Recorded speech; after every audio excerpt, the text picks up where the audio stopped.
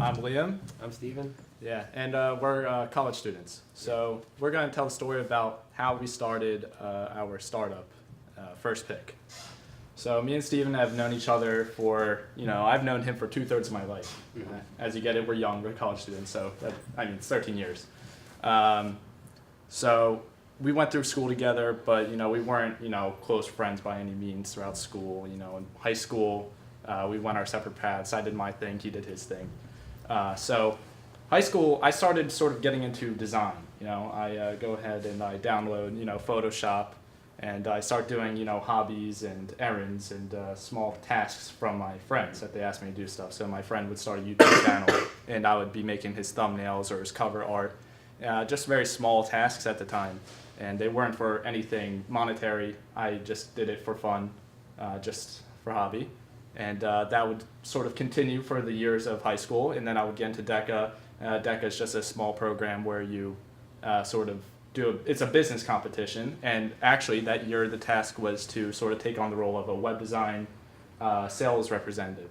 So then that sort of put me into the path of sort of seeing where the industry comes into money and the transactional part of the industry of graphic design. So doing that, I sort of, understood exactly what needed to be done as far as, what's to do with graphic design. And then, you talk to more people there in college, and I got more interested into it. And you ask people, how much do you think it costs to, get graphic design done? And people would do it for really cheap, like $30 for a logo, $50, $10. It's just a ridiculous low amount of money. And people don't know the value of graphic design. So that sort of is what drove to sort of get involved with the business.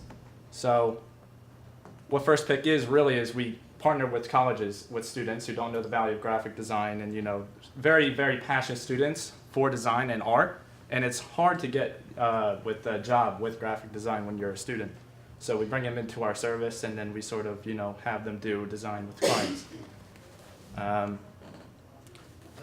So my side of the story is mostly about the business side. So I'll start back with high school, because that's usually how you start, basically. So my sophomore year, I decided to create my first business venture, was actually a web design company. It didn't work out well. I created all the paperwork and stuff, but ultimately nobody signed up, probably because I was pitching to teachers, and that was probably the right market. So I did join DECA with Liam, but I wasn't that into it, mostly because when I joined, I did it with a friend. It was also a web design competition, except when we did it, the guy, the judge, he actually lost our paper, so we couldn't make it to the next round. So it was kind of sad, but we joke on it nowadays. So after that, we just didn't come back. But we stayed really good friends with the teacher in charge of it. So even now, I'm pretty sure if I came back, she'll probably recognize me, and we'll still joke around. So, so how I met Liam was actually through Waterfront Media. We did an internship here, right? And basically his idea of design and what needed to be accomplished was designers and how it helped them, combined with my work in freelancing before. So how many of you guys have worked with freelancers before? And how many of you guys got something you were satisfied with? Oh wow! Was the you got it? There was no pain in the process at all. Oh, I've had pain. Yeah. Sure. Yeah. Go on. So usually when you work in with a freelancer, it's sort of like a Pandora's box of what you get. You put in your offer and you put in your request and what you want, and what you get is you have no idea. It's a question mark, right? Yeah. You have no idea if that person can really fulfill the task that you want them to. Yeah. And there's not really a level of management there.